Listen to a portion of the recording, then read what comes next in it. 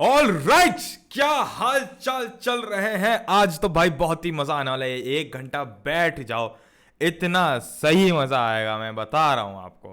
ठीक है, तो क्या हाल चाल है। पहले तो सब अपनी अपनी एनर्जी बूस्ट कर लो, ऐसे बिल्कुल बोलो कि हाँ सबसे ज्यादा एनर्जेटिक मैं ही हूं सबसे ज्यादा एनर्जेटिक। ठीक है, और ऐसे करके एनर्जी बूस्ट करते हो। आज हम स्टार्ट करने वाले बहुत ही कमाल का चैप्टर जिसका नाम है motion, force and laws of motion. Motion तो हमने कर लिया, but force and laws of motion, force की चर्चा करेंगे कि भाई ये फोर्स क्या होता है, ये दम क्या होता है। ठीक है, वो किस में कितना है, दम वाले में दम जो चीज है वो होती क्या है, मोशन के लॉज क्या होते हैं। ठीक है, कौन से कानून के अंतर्गत मोशन चलता है। और इतने प्यारे खूबसूरत एग्जाम्पल्स, इतनी खूबसूरत चर्चाएं मैं इसमें करने वाला हूं कि आप कभी भूल ही नहीं सकते इसके बाद में कि आपने कभी मोशन जैसी चीज को भुलाया है। ये क्या हो गया अरे मतलब ये कि कभी भूल भी नहीं पाओगे, इतने खूबसूरत एग्जांपल दूंगा। ठीक है, तो all right, let's get started with the slide show. Will start with the introduction. Okay, welcome you all जितने भी लोग हैं सबको बहुत बहुत welcome you all to let's crack foundation and NTSC, जो कि है अनअकैडमी का एक खूबसूरत सा चैनल जिसपे मैं और बहुत सारे बाकी एडुकेटर्स आके आपको बहुत ही ज्यादा एंटरटेन करते हैं। ठीक है, और इसके बाद में हम करने वाले हैं डिस्कस बहुत सारी चीजों के बारे में। बट अभी welcome to let's crack foundation and NTSC, quick introduction ले लेते हैं हम। मेरा ये रोज बोल बोल के थक चुका हूं मैं, बट फिर भी मुझे बोलना है क्योंकि मैं जितने भी नए लोग देख रहे हैं उन सबको बोलना चाहता हूं कि मैं कौन हूं, मैं हूं कौन। तो I am a motivator and entrepreneur and educator and a senior more than a teacher. इसका मतलब क्या हुआ? अरे भाई, इसका मतलब ये हुआ कि हमने जो वाइब मेंटेन करने की कोशिश की है वो एक टीचर वाली नहीं है, वो एक सीनियर वाली। मतलब आप सोच सकते हो कि ये आपका दोस्त पढ़ा रहा है, जो एग्जाम के एक दिन पहले जो दोस्त पढ़ाता है ना, वो जब पढ़ाता है तो आपको हमेशा याद रहता है ना। वो ऐसा लगता नहीं, कह रहे यार इसने जो बताया वो याद रह गया और आराम से लिख के आ गया। बट जहां हमने कुछ क्लास में पढ़ा था वो तो याद आया ही नहीं। तो मैं वही वाइब मेंटेन करता हूं, सीनियर वाली यानी कि दोस्त वाली, जिसमें मैं आपको बहुत ऐसे उल्टे सीधे एग्जांपल बताता हूं, बहुत ही रियल लाइफ से रिलेट करके। ठीक है, ताकि आपको कभी कोई चीज भूलो ना आप। ठीक है, उसी के साथ में I have scored 9.4 CGPA in class. और बात जो लोग नए देख रहे हैं उन आदत डालो, मैं पूरे टाइम चिल्ला चिल्ला के ही बात करता हूं ताकि आप बिल्कुल भी ऐसे ऐसे बैठ के ना देखो। नहीं, ऐसे बैठ के देखना कि यस आज तो वीडियो देख रहे हैं। ठीक है, I scored 9.4 CGPA in my class 10 CBSE and 91.4% in my class 12 CBSE PCM बोले तो फिजिक्स केमिस्ट्री मैथ्स, जिसमें से आज हम पढ़ने वाले हैं फिजिक्स। ये पीसीएम सुन के बहुत सारे लोग डर जाते हैं, मैं भी डर गया था, बट हमने फिर भी स्कोर किया। कैसे? ऑल यूजिंग स्ट्रेटेजीज, मतलब हमने किताबों से ज्यादा महत्व स्ट्रेटेजी को दिया। What does this mean? This means कि I have used strategies on how to organize my work. मैं कैसे चीजों को पढ़ूं ताकि मेरा ROI का होता है बिटवा, ROI होता है रिटर्न ऑन इन्वेस्टमेंट, मतलब मैं कितनी कम मेहनत से ज्यादा स्कोर कैसे करूं। ठीक है, वो स्ट्रेटेजीज मैं यहां पे भी आपको बताऊंगा। इसलिए मुझे अनअकैडमी की ऐप डाउनलोड करो और वहां पर जाओ, मेरी लिंक नीचे डिस्क्रिप्शन में है, मुझे फॉलो करो भाई। बहुत कम लोग फॉलो करते हैं, देखते बहुत सारे हैं। क्या हम 100 क्या जितने भी करना हो क्रॉस कर सकते हैं? और मेरा नाम प्रणय चौहान, अगर आपको नहीं पता हो तो, just in case. Alright, table of contents, आज क्या क्या करने वाले हैं। टेबल के ऊपर क्या क्या खाना रखा हुआ है भाई? 4 तरह के सब्जियां रखी है। एक तो फोर्स है, एक टाइप्स ऑफ फोर्स है, एक मोमेंटम है, एक लॉज ऑफ मोशन है। बट सिर्फ इतना ही है क्या? नहीं, इसके बीच में बहुत सारे मजेदार मस्तीदार क्या होता है? मस्तीदार एग्जाम्पल्स हैं। अरे क्या क्या कुछ भी स्पेलिंग लिखोगे क्या? मतलब है क्या पेन टैब है तो कुछ भी लिखोगे? एग्जाम्पल्स, ठीक है, एक जामफल जामफल अगर आपको नहीं पता है तो इट्स तो ढूंढो, फिर बहुत लेट हो तुम लोग। और ओके, तो ये जो प्रोग्राम है, ये जो कोर्स है लेट्स क्रैक फाउंडेशन एनटीएससी का, इसके ये तो पेड है। मेरी जो स्पेशल क्लासेस वो भी आपको फ्री में मिलेंगी। ये यूट्यूब का कंटेंट आपको फ्री मिलेगा, और इसका जो पेड वर्जन उसमें क्या क्या बेनिफिट्स और क्या क्या प्रिविलेजेस भाई, उसमें आपको live classes, prepare with top educators, ठीक है, उसके अलावा आपको दुनिया भर के लाइव क्लासेस, दुनिया भर का मटेरियल, दुनिया भर के आपके कोर्सेज, जितने भी आपने वीडियोस देखे हैं वो सब का संग्रह मतलब collection of videos will be stored in your pocket itself. You need not search इधर उधर कहीं भी ढूंढना नहीं है, आपकी जेब में जाएगा पूरा का पूरा मटेरियल। ये तो आईफोन हो गया, आपके पास आईफोन नहीं भी है तो भी काम करेगा ठीक है। और ये ठीक है, इसके लिए सबसे पहले तो आपको ये अनअकैडमी की ऐप डाउनलोड करनी पड़ेगी। ये ऐप डाउनलोड करने के क्या क्या फायदे भाई, जो रोज रात को मैं 10 से 11 एक बहुत ही इंटरैक्टिव, मजेदार, क्यूट, खूबसूरत, ओह गला फट गया थोड़ा सा यार, बहुत चिल्ला रहा हूं मैं, बहुत चिल्ला रहा हूं, लेट्स कंट्रोल। वो जो क्विज लेता हूं ना मैं, वो आप इस ऐप पे दे सकते हो आके, उसके अलावा मेरी स्पेशल क्लासेस भी यहाँ पे देख सकते हो। तो सब्सक्रिप्शन अगर मान लो भैया मुझे लेना है, मुझे आपका ये जो कोर्स है अनअकैडमी का ये लेना है, तो मैं कैसे लूं? तो भाई ये एनटीएससी फाउंडेशन का जो कोर्स है ये आपको पड़ेगा मात्र 21,000 रुपए का 2 साल के लिए। बहुत सारे इंस्टीट्यूशन की प्राइस, इसकी 1 साल की प्राइस इससे भी डबल होती है। आपको 2 साल का सब्सक्रिप्शन 21,000 का मिल रहा है। और अगर आप यूज करते हो, अगर आप थोड़े से स्मार्ट हो, अगर आपकी स्मार्टनेस थोड़ी सी ज्यादा है, तो आप ये कूपन कोड यूज कर सकते हो, जिससे आपको डिस्काउंट मिलेगा, जो कि आपको पड़ेगा 18,900 का, जो कि होगा 788 पर मंथ। इसका मतलब मात्र 25 रुपए प्रतिदिन, बोले तो मोमोज की प्लेट से भी सस्ता। Next if you talk about class 9th 10th, ये मेरा फेवरेट है भाई, ये मेरा सबसे पर्सनल फेवरेट सब्सक्रिप्शन है, ये मैं मिस करता हूं, काश मेरे टाइम पे होता। ये भाई देखो इतने सारे हैं, 1 6 12 24 36 एंड 48। ऐसा नहीं कि मुझे हिंदी काउंटिंग नहीं, तो मुझे आती है, बट आप लोगों को नहीं आती, इसलिए मैंने इंग्लिश में काउंट करना चालू कर दिया। 48 मंथ्स का जो प्लान है आपको पड़ेगा सिर्फ 36,000 का, मतलब 4 साल। अभी लिया 9th में लिया तो 12th तक की पूरी जिंदगी शॉर्ट है आपकी, ठीक है। 12th तक में आपको कहीं भी भटकना नहीं है इधर उधर के। बहुत से लोग 10th का भटकना चालू करते हैं, 11th का भटकना चालू करते हैं। अरे आप अभी भटकना बंद कर दो, अरे भटकना बंद कर दो कि तो मात्र 36,000 का पड़ेगा। इसका मतलब ये भी करीब करीब वो आपका 25 रुपीज पर डे। तो समझ लो कि जो दिन में आप एक मोमोज की प्लेट खाते हो, दही पूरी की प्लेट खाते हो, वो आपने एक और प्लेट खा ली, पर उस एक और प्लेट के चलते आपके जेब के अंदर 4 साल का पूरा कंटेंट घूमने वाला है आपके साथ में, ठीक है। और अगर आपने 9th दे दिया तो आप ये वाला ले सकते हो, ये भी मात्र 28,800 का है, 36 महीने का। ऑब्वियसली 3 साल का 10th 11th 12th, unless and until आप 1 साल फेल ना हो जाओ जो मैं चाहता नहीं हूं क्या हो जाओ। ये रहा कोड, ये कोड यूज करके करना। All right let's begin. Okay चलो लेट्स बिगिन, ठीक है। रोज हमारे 10 से 11 एक इंटरेक्टिव, मजेदार इंटरेक्टिव क्विज होती है रात को, बहुत ज्यादा हम एंजॉय करते हैं इसके अंदर, ठीक है। और डेली लेक्चर्स तो 4 से 5 दिख ही रहे हैं आपको। और join my free special class on the Unacademy app for exclusive content, link in description. तो अभी जो क्लास होगी वो होगी 5 से 6।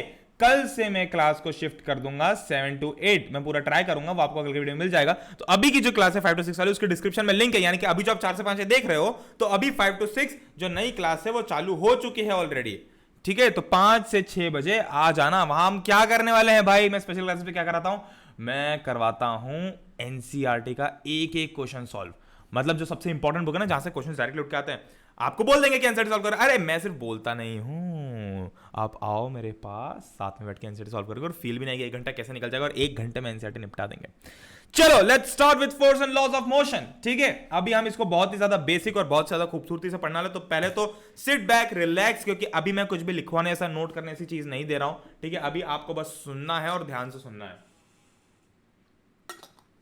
ठीक है। चलो फोर्स मतलब दम। फोर्स क्या होता है पहले तो हम डिस्कस करेंगे, व्हाट इज फोर्स। फोर्स के बारे में डिस्कस करेंगे, लॉज ऑफ मोशन के बारे में डिस्कस करेंगे। ये देखो ये गुड्डे को देखो, ये देखो कितना खुश हो रहा है ये क्या है, ये कितना अजीब सा है, छी व्हाट इज फोर्स, फोर्स क्या होता है। अरे भैया हमको पता है फोर्स क्या होता है, अपुश और अपुल, अपुश और अपुल, पुश कर दो पुल कर दो, पुश कर दो पुल कर दो, ये फोर्स होता है। हाँ यही होता है, बट थोड़ा सा आप इसमें और वर्ड्स ऐड कर सकते हो।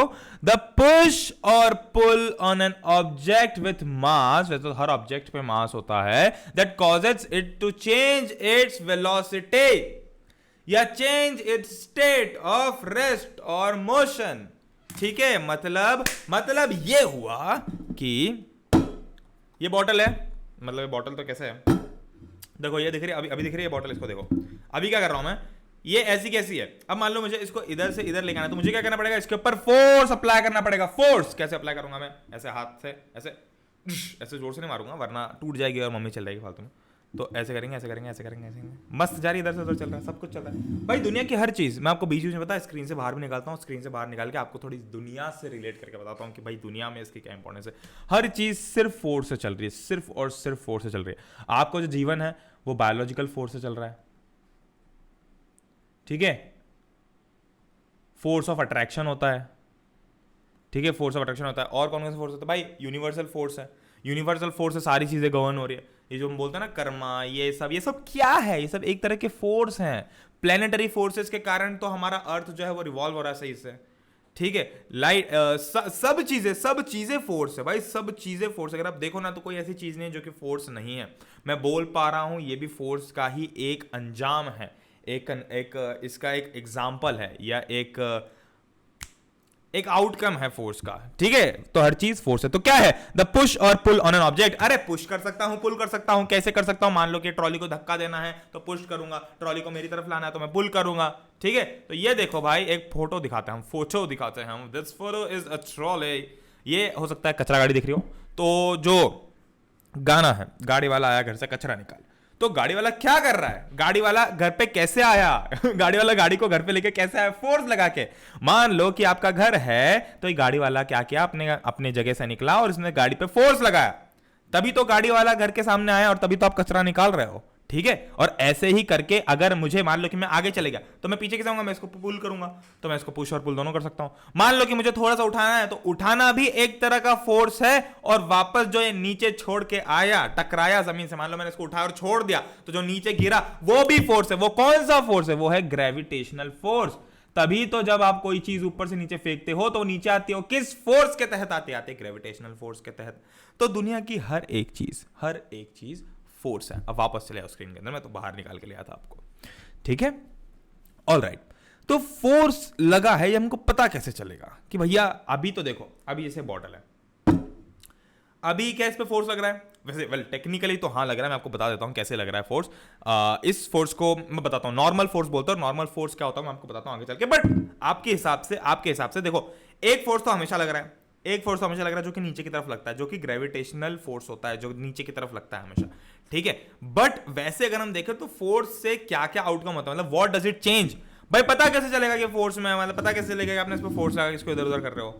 तीन चीजें हैं, वैसे तो काफी सारे, बट बेसिक तीन चीजें कि या तो उसकी स्पीड बदल जाएगी, या फिर उसकी डायरेक्शन बदल जाएगी, फिर उसकी शेप बदल जाएगी। भाई कोई भी ऑब्जेक्ट है, अगर उसकी स्पीड बदल गई, देखो ये गुड्डू जो था साइकिल चला रहा था, बाइसिकल चला रहा था, ठीक है। अभी इसने क्या किया कि अभी नॉर्मल स्पीड पे चल रही है, पर इसने क्या किया, थोड़ा फोर्स लगा, तो उससे क्या हुआ कि गुड्डू की साइकिल बन गई यहां पे, और गुड्डू बन गया गुड्डू रॉकस्टार, ठीक है। वैसे रॉकस्टार लोग साइकिल तो नहीं चलाते, बट एनीवेज गुड्डू की स्पीड चेंज हो गई, मतलब इसने फोर्स लगाया होगा।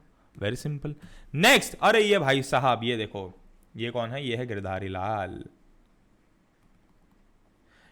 लाल साहब ने क्या किया, ये जो एक दीवार तो नहीं, ये जो भी एक शीट है, ये देखो, ये पूरी पूरी दिख रही है ना, ये शीट है, इस पर धक्का लगा रहे हैं।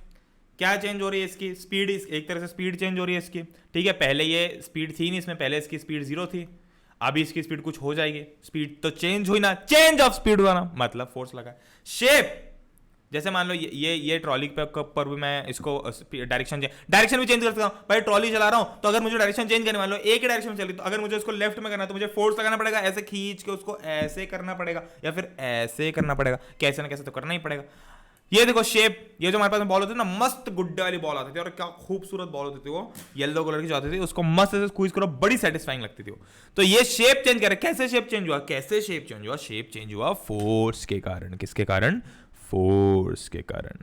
Force changes the speed, the direction and the shape. Okay, let's move to the next thing. Oh, अच्छा, फोर्स के भी टाइप्स होते हैं? अरे भाई होते हैं, ये तो 2 ही टाइप्स है, इसके बाद मैं और 2 टाइप्स बताऊंगा। बट क्या भैया, ये तो कंफ्यूज हो जाएंगे। अरे काहे कंफ्यूज हो गए भाई? अरे भाई जब रोज जिंदगी में ये चीज देख रहे हो तो कंफ्यूज होने का चांस ही कैसे है? मैं बताता हूं कैसे देखते हो आप। कॉन्टैक्ट फोर्स क्या होता है? अरे नाम से क्या समझ में आ रहा है? कॉन्टैक्ट मतलब कि कॉन्टैक्ट है, मतलब जो ये फोर्स लगा, जो ताली बजी, ये कैसे लगी? क्योंकि कॉन्टैक्ट फोर्स है, दोनों ने एक दूसरे को कॉन्टैक्ट किया, ठीक है। तो ये देखो, ये दमदार आदमी है, ये है बिट्टू देखो, बॉडी देख रहे हो, बिट्टू की बॉडी देख रहे हो, देखा कर रहा है बिट्टू कैरी कर रहा है। बिट्टू ने क्या किया? एक बक्से को कैरी किया, बिट्टू ने एक चेयर को पुश किया, बिट्टू ने एक चेयर को पुल किया। तो ये सब क्या है? कॉन्टैक्ट फोर्स है। क्यों? क्योंकि कॉन्टैक्ट हो रहा है, बिट्टू को फिजिकली जाके उस चेयर को उठा के इधर उधर करना पड़ रहा है, मुझे फिजिकली इस बॉटल को पकड़ के इसको अपने हाथ के कांटेक्ट में ला के इधर उधर करना पड़ रहा है, ऐसे करके पानी पीना पड़ रहा है। तो ये क्या हुआ? Contact force. Example friction. ओ अरे फ्रिक्शन कैसे? अरे मेरे भाई, फ्रिक्शन फोर्स हमेशा कांटेक्ट से लगता है ना। फ्रिक्शन क्या होता है? घर्षण। घर्षण तो ऐसे भी किसी को नहीं बताओ। अरे फ्रिक्शन मतलब, बाहर आ जाओ 2 मिनट, बाहर आ जाओ भाई। जब भी आप कोई चीज करने निकलते हो, कोई ना कोई चीज आके आपको रोक लेती है, ठीक है, चाहे कुछ भी हो, हालात आपके ऐसे हो जाते हैं। कई बार ऐसा होता है ना कि मैं जब भी कुछ अच्छा करने आता हूँ मेरे साथ कुछ ना कुछ बुरा हो जाता है। मतलब जब भी आप कुछ अच्छा करने जाते हो आपको कोई ना कोई चीज रोक लेती है, चाहे वो कोई भी हो, कोई सिचुएशन हो या कोई अर्जेंसी हो या फिर कोई इंसान हो जो आपको रोक रहा है, अच्छी चीज नहीं करने दे रहा। ऐसा यूनिवर्सल ट्रूथ है। अगर आप कुछ अच्छा करने जा रहे हो तो बहुत ही कम चांसेस है कि बिना किसी तकलीफ के, बिना किसी रुकावट के हो जाए। रुकावटें आती हैं, उन्हीं चीजों को हम स्ट्रगल बोलते हैं। और उस स्ट्रगल को रिलेट कर दो फिजिक्स की भाषा से, जिसमें हम बोलते हैं फ्रिक्शन। मैं अच्छा भला चाहता हूं कि मैं इस बॉटल को यहां से यहां रख दूं, ठीक है, बट ये जो टेबल है ये इस पे फ्रिक्शन लगा रही है, ठीक है। तो फोर्स ऑफ फ्रिक्शन क्या होता है? जैसे कि ये ब्लॉक है, जैसे कि ये मान लो ये वुडन ब्लॉक है, अभी मुझे इसको मूव करना है तो मैं मूव इजीली कर पाता, बट ये जो जमीन का फ्रिक्शन है ना ये बहुत ज्यादा है, तो ये मुझे ज्यादा दम लगाना पड़ेगा। वहीं पे अगर मैं इसी ब्लॉक को एक बहुत ही चिकने कांच के सरफेस पे रखता और घुमाता तो बहुत इजीली हो जाता हो, ठीक है, क्योंकि ग्लास का फ्रिक्शन कम होता है। और फ्रिक्शन कैसे होता है? देखो 2 मिनट देख लो इधर यार, फ्रिक्शन कैसे होता है? फ्रिक्शन जो एक तरह से आपका जो सरफेस है ना उसकी इररेगुलरिटी के कारण होता है।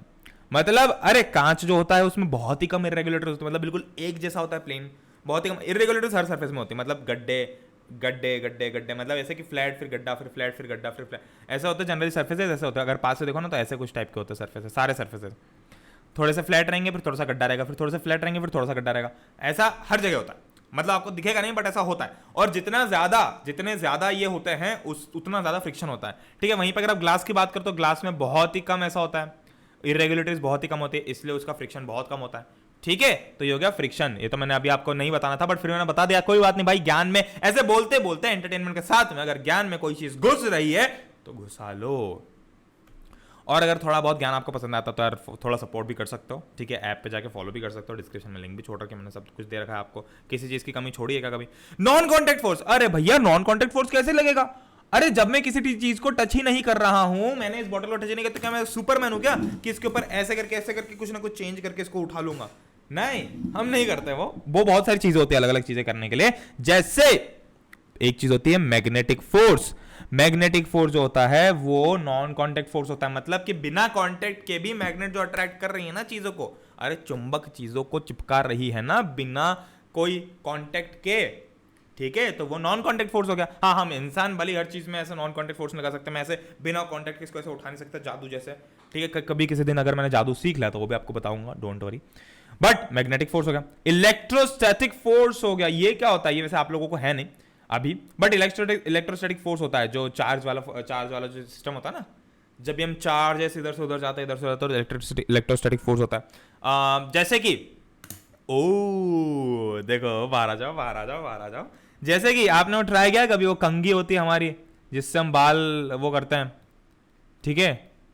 लड़कियां कंघियों को काफी मेंटेन रखती है, लड़कों को कोई फर्क नहीं पड़ता कंघी अच्छी है गंदी कैसी है, सब बाल को। वैसे एक कंघी बहुत ही गरीब से भाई, ये 2 रुपए वाली कंघी है, बट हम कम से कम 20 रुपए वाली कंघी यूज करेंगे घर में, ठीक है। तो इसको जब आप बहुत देर बाल से रब करते हो और नीचे आपने बहुत सारे पेपर के छोटे छोटे टुकड़े डाल दिए, तो जब आप उस कंघी को उस पेपर के टुकड़ों के पास में ले जाओगे तो वो अट्रैक्ट होंगे, वो भी नॉन कांटेक्ट फोर्स है, वो होता है इलेक्ट्रोस्टैटिक फोर्स, ठीक है। वो भी नॉन कांटेक्ट फोर्स होता है, उसको इलेक्ट्रोस्टैटिक। ग्रेविटेशनल फोर्स, क्या आपको दिख रहा है? मतलब मान लो कि मैं एक बॉल को छत से फेंक रहा हूं तो नीचे जा रही है, तो क्या कोई कांटेक्ट से जा रही है? वो कोई कांटेक्ट तो नहीं है ना उसका, तो वो कैसे जा रही है? वो नॉन कांटेक्ट फोर्स से जा रही है। और नॉन कांटेक्ट फोर्स कौन सा लगा? ग्रेविटेशन का, समझे? तो ये हो गया कांटेक्ट और नॉन कांटेक्ट। अब दो मतलब बेसिक है, बहुत ईजी है, क्या दिमाग नहीं लगाना था। कांटेक्ट मतलब टच हुआ है, नॉन कांटेक्ट मतलब टच नहीं हो रहा है, बस इतना ध्यान रखो। ज्यादा डिटेल में मैंने आपको बता तो दिया है ताकि आपको कभी कोई कंफ्यूजन ना हो। Okay, let's talk next. क्या है ये बैलेंस्ड और अनबैलेंस्ड फोर्सेस? पहले तो आप वीडियो को पॉज करो और सोचो कि नाम से आपको क्या समझ में आ रहा है कि बैलेंस फोर्स क्या हो सकता है, अनबैलेंस फोर्स। जब भी कोई चीज पढ़ो ना तो पहले ये सोचा करो कि नाम से चीज क्या निकल के आ रही है, उस हिसाब से फिर आप बताया करो बैलेंस फोर्स क्या हो सकता है। बताओ।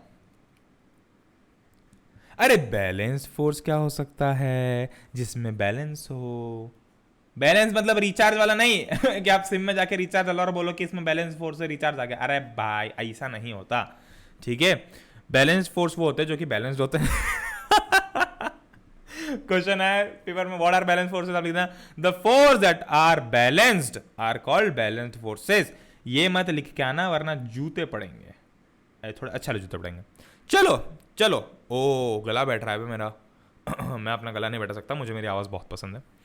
चलो पहले हम देख लेते हैं इंपॉर्टेंस ऑफ बैलेंसेस, ठीक है। इंपॉर्टेंस मतलब बैलेंस जो होता है उसकी इंपॉर्टेंस क्या है किसी भी चीज में, जिंदगी की किसी भी चीज में बैलेंस की इंपॉर्टेंस क्या होती है। चलो आ जाओ स्क्रीन से बाहर आ जाओ। पहले तो भाई बैलेंस जो होता है वो हर जगह इंपॉर्टेंट होता है, चाहे आप किसी भी फील्ड में हो। बोलते हैं ना लोग कि अपनी प्रोफेशनल लाइफ अपनी पर्सनल लाइफ को बैलेंस करना आना चाहिए, अपनी सोशल लाइफ और प्रोफेशनल लाइफ को बैलेंस करते आना चाहिए, अपनी सोशल लाइफ और पर्सनल लाइफ को बैलेंस करते आना चाहिए, या फिर आपको पढ़ाई और खेलकूद साथ में बैलेंस करते आना चाहिए। तो बैलेंस इंपॉर्टेंट क्यों है? इसलिए इंपॉर्टेंट है ताकि जो जीवन का सार है वो इजीली चले, ठीक है, हर चीज बैलेंस में रहे। तो अगर हम देखें फिजिक्स की भाषा में, ये देखो, अब इन भाइयों को, खैर ये तो मैंने एग्जांपल ऐसे लगाया ताकि आप थोड़े से हंस दो क्योंकि इसका कोई रिलेशन नहीं है, बट देखो आप इन इन इन जैसे लोगों को बोलते हैं नमूने। नमूने मतलब एग्जाम्पल, एक जामफल, ठीक है। ये देखो ये गाड़ी को धक्का लगा रहे हैं पर एक खुद गिर गए क्योंकि इन्होंने अपने इनर्शिया को बैलेंस नहीं किया। और भैया इनर्शिया क्या होता है? अरे इनर्शिया बताएंगे ना अभी मान लो, जैसे फॉर एग्जांपल मान लो कि ये 3 लोग इधर से लगा रहे धक्का गाड़ी के ऊपर और 3 लोग गाड़ी के सामने से लगा रहे होते धक्का, ठीक है। 3 लोग गाड़ी के सामने से धक्का लगा रहे होते, तो क्या ये गाड़ी मूव करती? अरे क्या ये गाड़ी मूव करती? अरे नहीं करती। क्यों नहीं करती? क्योंकि आगे से भी 3 लोग उतना ही फोर्स लगाएंगे लगा रहे हैं जितना कि पीछे से लगा रहे हैं। तो अगर मैं इधर फोर्स लगा रहा हूं और इस हाथ से इधर फोर्स लगा रहा हूं इक्वल, और अगर मैंने ऐसे कर दिया तो क्या मैं इसको इधर उधर मूव कर पाऊंगा? ना तो मैं इधर मूव कर पाऊंगा ना तो मैं इधर मूव कर पाऊंगा। Why? Because the force is balance. मतलब इधर से जितना लग रहा था उतना ही इधर से भी लग रहा है, तो ना तो ये इधर जाएगा और ना ये इधर जाएगा। अगर थोड़ा सा इधर उधर करना है तो या तो मुझे लेफ्ट वाले, मतलब आपको उल्टा दिख रहा है बट आप ऐसा फ्लिप करके समझ लेना कि ये जो लेफ्ट वाला फोर्स, ये तो मेरा लेफ्ट वाला, ये हैंड मेरा लेफ्ट हैंड है, ठीक है, जो आपको राइट साइड में दिख रहा होगा, ठीक है। तो या तो मैं इस पे ज्यादा फोर्स लगाऊंगा तो ये इस साइड जाएगा, या फिर मैं इस पे ज्यादा फोर्स लगाऊंगा इस पे तो ये इस साइड जाएगा, ठीक है। पेन कहां गया हमारा? चलो अभी देखो, ये थे मिस्टर प्रणय। मिस्टर प्रणय ने क्या सोचा कि ये जो रेफ्रिजरेटर टाइप की कोई चीज है इसको मैं धक्का देके उधर कोने में कर दूं क्योंकि मुझे बीच में अच्छा नहीं लग रहा है, ठीक है। पर मिस्टर प्रणय का एक दोस्त है जो आपको पता ही होगा, जिसका नाम है गट्टू। और गट्टू जो आदमी है वो बहुत ही ज्यादा बेकार, वो कोई काम ढंग से नहीं करने देता। तो गट्टू इस कोने में आ गया, ये आ गया गट्टू। अब गट्टू ने भी सेम फोर्स से इसको लगाना चालू कर दिया धक्का। अब मैं अच्छा वाला धक्का लगा रहा था, बट अगर गट्टू भी उस साइड से सेम फोर्स से धक्का लगा रहा है तो क्या ये जो बीच का जो रेफ्रिजरेटर है, जो कुछ भी चीज है, क्या ये मूव होगी? अरे क्या ये मूव होगी? अरे नहीं होगी। क्यों नहीं होगी? क्योंकि यहां से मैं उतना ही फोर्स लगा रहा हूं, यहां से भी उतना ही फोर्स लगा रहा हूं। अब इसको जरा उसके टर्म्स में देखो, फिजिक्स के टर्म्स में देखो। एफ को हम रिप्रेजेंट करते हैं फोर्स से, जो कि होती है वेक्टर क्वांटिटी। वेक्टर बोले तो अरे इसकी डायरेक्शन भी होती है और मैग्नीट्यूड भी होता है। तो मान लो कि ये इधर से, और फोर्स को हम रिप्रेजेंट करते हैं न्यूटन में। अभी ये सब चीजें आपको आगे चल के बताऊंगा, ठीक है, कंफ्यूज मत होना, बट मैं आपको अभी बेसिक बता रहा हूं। मान लो मैं 50 न्यूटन के फोर्स से इसको इधर धक्का दे रहा था और गट्टू ने भी सेम 50 न्यूटन का फोर्स लगाया, बट हम दोनों के फोर्स के डायरेक्शन जो है वो अलग अलग है, ठीक है। मान लो कि ये वाले डायरेक्शन को पॉजिटिव मान रहा हूं मैं और इस साइड वाले डायरेक्शन को नेगेटिव मान रहा हूं। तो मैं जो फोर्स लगा रहा हूं क्या प्लस 50 न्यूटन, और गट्टू जो फोर्स लगा रहा हूं क्या माइनस 50 न्यूटन। तो नेट फोर्स कितना हो जाएगा इन दोनों का? Plus 50 minus 50 is equal to 0। मतलब नेट फोर्स जो है वो 0 हो जाएगा। और जब भी नेट फोर्स 0 होता है मेरा गला गायब ना हो जाए, तब फोर्स जो होता है वो बैलेंस्ड होता है। उस फोर्स को हम बैलेंस फोर्स बोलते हैं, ठीक है। नेक्स्ट, अभी देखो इसे हम साइकिल चलाते हैं तो पापा क्या बोलते हैं, बेटा बैलेंस के साथ साइकिल चलाना, अगर जरा से भी इंबैलेंस हुई तो गिर जाएगा। इसका मतलब ये कि अगर मैंने इस साइड ज्यादा फोर्स लगा दिया और उस साइड फोर्स नहीं लगा पाया तो इस साइड धड़ाम से गिर जाऊंगा, और अगर मैंने इस साइड ज्यादा फोर्स लगा दिया और उस साइड ज्यादा फोर्स नहीं लगा पाया इक्वल, तो मैं इधर धड़ाम से गिर जाऊंगा। और अगर मुझे सीधे चलाने तो मुझे ऐसा रखना पड़ेगा कि गाड़ी बिल्कुल बैलेंस रहे, ना इधर ज्यादा हो ना इधर ज्यादा हो, ठीक है। और ये देखो, चलो आजकल तो बहुत कम हो गया ये, बट अभी भी दिखता है, बहुत सारी सब्जी मंडियों में भी दिखता है कि इस टाइप के तराजू का प्रयोग किया जाता था। क्यों? इसमें बैलेंस चेक करते थे। दोनों साइड अगर सेम फोर्स हुआ मतलब कि आपके 1 किलो टमाटर 1 किलो ही हैं। वरना उस भाई को पता कैसे चला? मान लो कि मैंने यहाँ पे 3 टमाटर रख दिया, 4-5 टमाटर रख दिए, मम्मी ने बोला कि बेटा 1 किलो टमाटर लेके आजा घर से। तो मैं ये ही था, ये एक्चुअली मैं था, साइकिल से आ रहा था टमाटर लेना, ठीक है। पहले मैंने फ्रिज इधर उधर किया, बट फ्रिज इधर उधर हो नहीं पाया, तो हमारा जो फ्रिज है वो इस चक्कर में खराब हो गया, ठीक है। सुनो मेरी स्टोरी सुनो, फ्रिज इस चक्कर में खराब हो गया। अब जो टमाटर रखे थे इसके अंदर वो हो गए खराब, ठीक है। तो ये टमाटर क्योंकि बाहर रहता तो खराब हो जाता वैसे भी। तो फिर मम्मी ने मुझे बोला कि बेटा साइकिल से टमाटर लेने जाओ और तराजू पे 1 किलो टमाटर तोल के ला। मतलब कि वो दुकान वाले भैया को क्या करेंगे, दुकान वाले भैया क्या करेगा कि वो यहां पे रखेगा 1 किलो का ब्लॉक और यहां पे डालेगा 1 किलो टमाटर, ताकि जो फोर्स हो, जब तक फोर्स बैलेंस नहीं होता, मतलब जब तक एक चीज ऊपर एक चीज नीचे, तब तक हम उससे लेते नहीं है, ठीक है। हम बोलेंगे कि नहीं ये बराबर होनी चाहिए, तो जैसे ही बराबर हुई वैसे हम बोले कि हाँ चलो पैक कर दो अब इसको, ठीक है। वरना पता चला कि वो यहाँ पे 500 ग्राम ही रख रहा है, 500 ग्राम का ही रख रहा है टुकड़ा, और यहाँ पे जो है वो ये तो बहुत नीचे जा रहे हैं, तो हम पता कैसे लगाएंगे कि ये कितने किलो का है? तो यहाँ पे हमको उससे पूछना पड़ेगा। ये हमेशा ध्यान रखा करो कि यहाँ पे जाके आप पूछो कि ये कितने वजन का आपने लगाया है। 1 किलो का है तो 1 किलो का ही देखना ध्यान से। बहुत सारे दुकान वाले क्या करते हैं कि ये एक ना मैग्नेट चिपका देते हैं इस साइड, ये जो साइड है ना जहां पे आप टमाटर तोलते हो वहां पे वो मैग्नेट चिपका देते हैं। मान लो 200-300 ग्राम का मैग्नेट चिपका दिया, तो उससे क्या होता है कि वो साइड ऑलरेडी भारी हो जाती है। तो जहां उसको 1 किलो के अगेंस्ट 1 किलो टमाटर डालने थे, वहीं अब ये 300 ग्राम का ब्लॉक लगाने के कारण उसको केवल 700 ग्राम टमाटर डालना है। तो ऐसे एक चीज होती है जो कि आपको ध्यान रखनी चाहिए हमेशा, ठीक है। चलो नेक्स्ट। ओ बस इतना ही है। तो अगर मैं आपको एक बार और फोर्स बता दूं तो बैलेंस फोर्सेस क्या होते हैं? बैलेंस फोर्सेस तब होते हैं जब नेट फोर्स 0 होता है। नेट फोर्स 0 कैसे होगा? इस केस में जैसे नेट फोर्स 0 हुआ था वैसे दोनों ही साइड से उतना ही फोर्स लग रहा है, तो मोशन नहीं हो रहा। तो जब भी बैलेंस फोर्स, आप ऐसा लिख सकते हो कि बैलेंस फोर्स के कारण मोशन नहीं हो पाता। मोशन नहीं हो पाता। क्यों नहीं हो पाता? क्योंकि दोनों साइड से सेम फोर्स लग रहा है। और भाई अगर मुझे मान लो कि यहां पे मोशन कराना था, मान लो कि मुझे यहां पे इसको आगे बढ़ाना था, तो क्या करना पड़ेगा? मुझे ये जो गट्टू है जितना फोर्स लगा रहा है उससे ज्यादा फोर्स लगाना पड़ेगा, तभी जाएगा। तो तब क्या हो जाएगा? जो फोर्स था ये सिस्टम में जो अनबैलेंस फोर्स हो जाएगा, क्योंकि मेरा फोर्स ज्यादा होगा, इसका फोर्स कम होगा, ठीक है। जैसे हम पंजा लड़ाते हैं, तो पंजा कैसे लड़ाते हैं? बहुत देर तक तो ऐसे बीच में रहता है। वो बीच में क्यों रहता है? ताकि बीच में इसलिए रहता है क्योंकि बैलेंस है, मतलब दोनों ने सेम फोर्स लगाया। अगर किसी को जीतना है तो या तो इस वाले को ज्यादा फोर्स लगा के इसको इधर धकेलना पड़ेगा, या फिर इस वाले को ज्यादा फोर्स लगा के इसको धकेलना पड़ेगा इधर। फोर्स अनबैलेंस रखना पड़ेगा। अगर हमेशा फोर्स बैलेंस रहा तो ये तो जीवन भर पंजा ही लड़ाते रह जाएंगे, कोई जीतेगा ही नहीं कभी। नेक्स्ट हो, बेसिक्स कवर हो गया है और मैं भी थक गया हूं। न्यूटन्स एक सेकेंड ये एक सेकेंड, ये भैया यहां क्या कर रहा है? कुछ भी एलिमेंट डाल रखा है, मैंने डाला और मैं खुद उसकी बुराई कर रहा हूं। वाह, what a hypocrite Pranay you are, what a hypocrite. छोड़ो।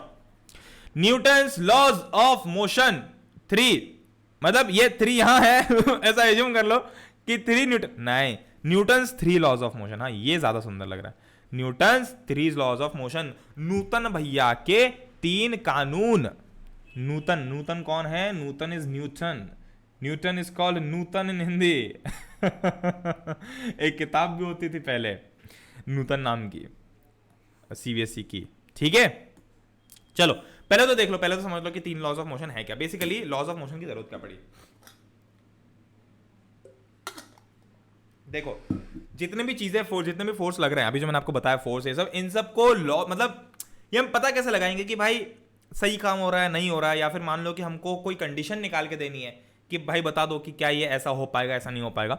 तो वैसे केस में हम यूज करते हैं न्यूटन्स लॉज ऑफ मोशन, ठीक है। क्या होता है Newton's laws of motion?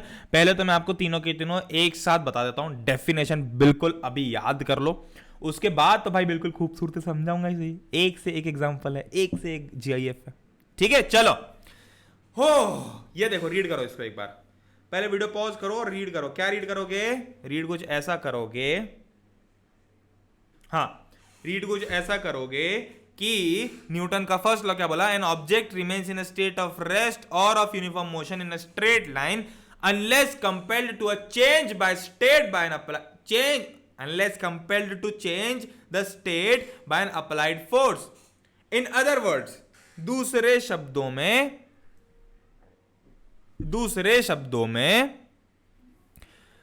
and all objects resist a change in their state of motion. ये बात मैं खैर आगे चल के बताता हूं आपको, बहुत अच्छे एग्जांपल्स है, बट अभी मैं ज्यादा आपको केवल डेफिनेशन रीड करवाना चाहता हूं, बाकी एग्जांपल बहुत सही है। In a qualitative way, the tendency of undisturbed objects to stay at rest or to keep moving with the same velocity is called inertia. This is why the first law of motion is also known as law of inertia. Law of inertia, Newton's first law of motion को law of inertia भी बोलते हैं, या Newton's law of inertia भी बोलते हैं, ठीक है। ये याद रखना, पहला वाला लॉ ऑफ इनर्शिया। अभी मैं आपको टेक्निक भी बताऊंगा कि आपको याद कैसे करनी है, ठीक है। ओ एक बहुत ही शानदार टेक्निक थी यार याद करने की। आई थिंक यार मुझे पता नहीं ऐसा क्यों लग रहा है कि ये वीडियो ये लेक्चर मैं पढ़ा चुका हूँ, पता नहीं है, जबकि मैं पहली बार रिकॉर्ड कर रहा हूँ आपके लिए, पर फिर भी ऐसा पता नहीं क्या पता कब कर दिया है मैंने, सपने में तो नहीं कर रहा था मैं। Newton second law of motion, the second law of motion states that the rate of change of momentum of an object is proportional to the applied unbalanced force in the direction of the force. अरे भैया ये क्या बता दिया आपने? अरे कुछ नहीं, अभी बताऊंगा, बहुत ही आसान सी चीज है, ठीक है। Rate of change of momentum पूछ रहा है भैया, मोमेंटम क्या होता है वो बताऊंगा ना अभी यार, शांति तो रखो। Newton's third law of motion, every action, अरे ये तो खूबसूरत सबको पता होता है, every action is an equal and opposite reaction. अभी एक बात ध्यान से सुनो, इससे पहले हम आगे बढ़े, इससे पहले एक बात ध्यान से सुनो कि ये जो लॉज ऑफ मोशन है ये ऑर्डर में है। मतलब ऐसा नहीं है कि यहाँ ऐसा लिखा था कि हाँ भाई न्यूटन्स लॉज ऑफ मोशन लिखने को बोला तो मैं फर्स्ट पॉइंट ये वाला लिख के आ गया, सेकंड पॉइंट में मैंने ये वाला लिख दिया, थर्ड पॉइंट में मैंने ये वाला लिख दिया। नहीं, ये तीनों के तीनों ऑर्डर में हैं। फर्स्ट लॉ पूछा है तो यही होगा, सेकंड लॉ पूछा है तो यही होगा, थर्ड लॉ पूछा है तो यही होगा, ठीक है। अभी भैया इसका ऑर्डर भूल जाते हैं हम बार बार, हमको बस ऑर्डर याद नहीं। परेशानी आपकी सारी परेशानी समझता हूं ना मैं, क्योंकि मैं सीनियर की तरह पढ़ा रहा हूं ना आपको, इसलिए से परेशानी समझता हूं आपकी। देखो एक चीज तो आपको याद करनी है, ये तो आपको याद हो भी जाएगी कि Newton's third law every action is an equal and opposite reaction होता है। बस ये याद हो गया कि भाई थर्ड लॉ का मतलब तो ये है, सबसे आखिरी वाला जो लॉ था, थर्ड लॉ था, हाँ वो ये एक्शन रिएक्शन से रिलेटेड था, ठीक है। सबसे आखिरी हमने एक्शन रिएक्शन की बात की थी, बस इतना ध्यान रखो। अब जो आप ये फर्स्ट और सेकंड में कंफ्यूज हो कि भाई Newton's first law of motion की जगह कहीं हम ये ना लिख के आ जाए, या Newton second law of motion की जगह कहीं हम ये ना लिख के आ जाए, तो इस चीज को कैसे ओवरकम करोगे? देखो न्यूटन्स कौन सा लॉ है ये? फर्स्ट लॉ, इसको ऐसे रिलेट करो। फर्स्ट लॉ, सुबह सबसे पहले जब आप बिस्तर पे लेटे हुए होते हो तो सुबह ये सबसे पहली चीज क्या होगी? सुबह की आप लेटे हो, मतलब आपका दिन कैसे स्टार्ट होगा? ऐसे लेट आंख खोलोगे तो लेटे हुए होगे ना, कि पहले खड़े हो जाते हो और फिर ऐसे आंख खोलते हो कि हाँ चलो अब तो मैं काम करने लग गया, ठीक है। तो first thing that you do in the morning is wake up from your bed. पर जब हम उठते हैं तो हमको सबसे ज्यादा जोर किस चीज में आता है? सबसे ज्यादा आलस किस में आता है? अरे अपनी पोजीशन ऑफ रेस्ट को चेंज करने में। भाई दिक्कत देखो, सब दुनिया की सबसे बड़ी दिक्कत ये नहीं है कि आप उठ नहीं पाते हो, दुनिया की सबसे बड़ी दिक्कत ये है कि उठने के बाद, आंख खोलने के बाद आपकी बेड से बाहर आने की हिम्मत नहीं होती। बस आपको लगता है कि बस यार ऐसे ही लेटा रहा हूं, भले मेरी आंखें खोली हो, बट हाँ लेटा रहा हूं, आप मेरे को नींद आने लग गई है बोल बोल के ठीक है। तो ये क्या होती है? अब देखो न्यूटन्स फर्स्ट लॉ क्या बोल रहा है? न्यूटन्स फर्स्ट लॉ भी यही बोल रहा है कि an object remains in a state of rest और uniform motion unless compared to change by an applied force. जब तक मम्मी आके धक्का नहीं देती है, पानी नहीं डालते हैं, पापा चिल्लाते नहीं है, तब तक हम टस से मस नहीं होते, बिल्कुल ढीठ जैसे पड़े रहते हैं बिस्तर के ऊपर। क्यों? क्योंकि हम हमारी स्टेट ऑफ रेस्ट में थे। और जब तक कोई एक्सटर्नल फोर्स नहीं आएगा, जब तक अलार्म क्लॉक नहीं बजेगी, जब तक पापा नहीं बोलेंगे, या फिर जब तक कोई ऐसी किसी विल पावर नहीं होगी, विल फोर्स नहीं होगा कि आज मुझे उठ के ये चीज करनी है, तब तक तो हम पड़े रहेंगे, तब तक उठने का कोई सेंस ही नहीं है, तब तक तो आप सोते रहोगे इस हिसाब से, ठीक है। तो इसीलिए आप फर्स्ट लॉ ऐसे याद कर सकते हो। जब भी आपको फर्स्ट लॉ पूछना, आपके दिमाग में क्लिक होना चाहिए कि यहाँ प्रणय भाई ने बोला था कि दिन में हम सबसे पहली चीज क्या करते हैं?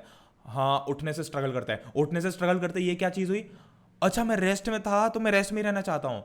अच्छा, मतलब मैं रेस्ट, अपनी जो अपना रेस्ट में था, मैं जब तक मैं सो रहा था तब तक मैं सोऊंगा, जब तक मेरे घर वाले मुझे आके उठाते नहीं है, मतलब वो एक्सटर्नल फोर्स नहीं लगाते हैं। अच्छा तो जब तक मेरे घर वाला मुझे एक्सटर्नल फोर्स लगाते हैं तब तक मैं स्टेट ऑफ रेस्ट में रहूंगा।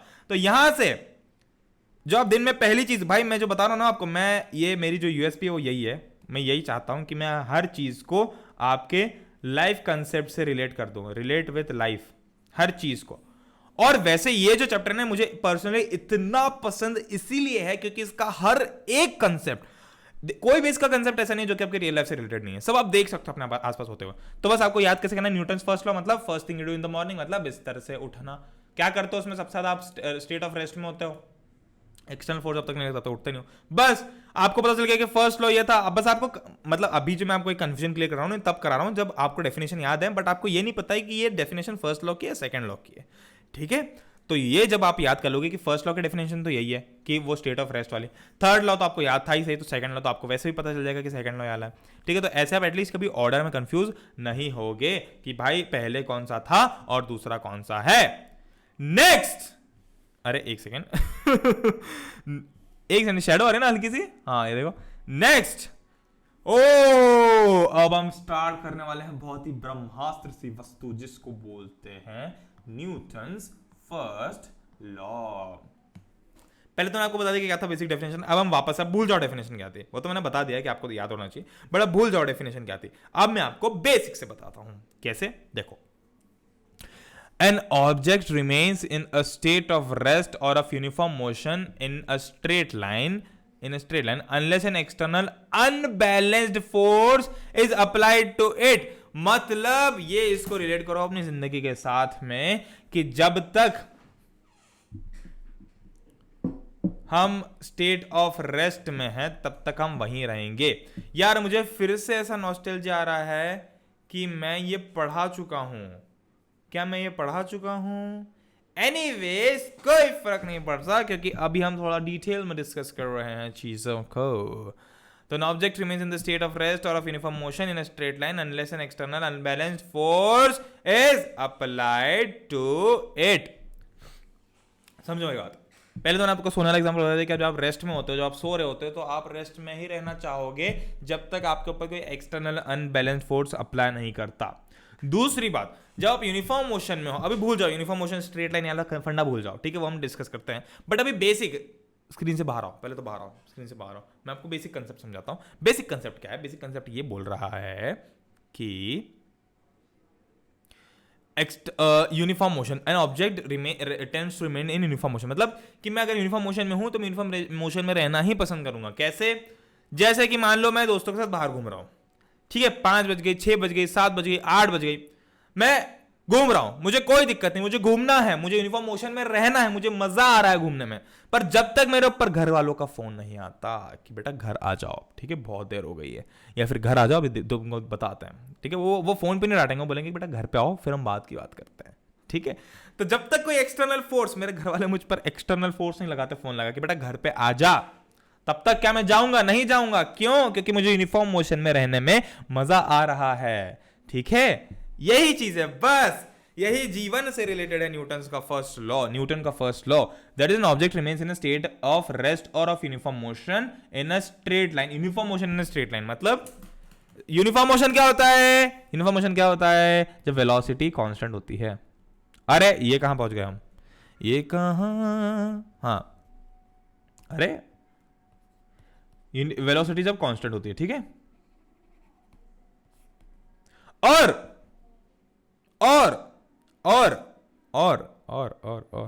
स्ट्रेट लाइन बोला है, मतलब स्ट्रेट लाइन में चल रहा है, यानी कि लीनियर मोशन है, ठीक है। पता है मैं लीनियर मोशन क्या होता है पिछले वीडियो में, ठीक है, ये समझ में इतना क्लियर है। अब देखो, जैसे कि अभी जैसे फुटबॉल जो थी रेस्ट में थी, मतलब इसको कोई ये ऐसी पड़ी हुई है, तो क्या ये चलना चालू कर देगी अपने आप? क्या गोल की तरफ भागना देगी, चलो गोल होता है, गोल होता है, गोल में चलता है, ये कैसा होगा? नहीं होगा। क्यों नहीं होगा?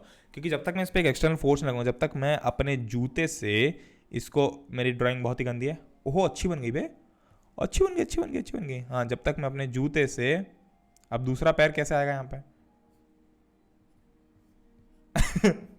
एल शेप्ड इंसान है, ठीक है। जब तक मैं अपने जूते से इस पे एक्सटर्नल फोर्स नहीं लगाऊंगा तब तक ये क्या है, बॉल आगे बढ़ेगी नहीं बढ़ेगी। रेस्ट में थी तो रेस्ट में ही रहेगी। और अगर मान लो मुझे इस फुटबॉल को रोकना है तो क्या करना पड़ेगा? मुझे अपने हाथ से रोकनी पड़ेगी, मुझे पैर लगा के रोकना पड़ेगा, मुझे एक फोर्स लगा के ही रोकना पड़ेगा। अपने आप बॉल तो रुकेगी नहीं। बड़ा बोलोगे भैया वो घास में हम जब मारते हैं बॉल तो थोड़ी देर बाद तो अपने आप रुक जाती है, ऐसा थोड़ी ना कि चलती रहती है। तो भाई उस पर भी एक एक्सटर्नल फोर्स लगा है, फ्रिक्शन का।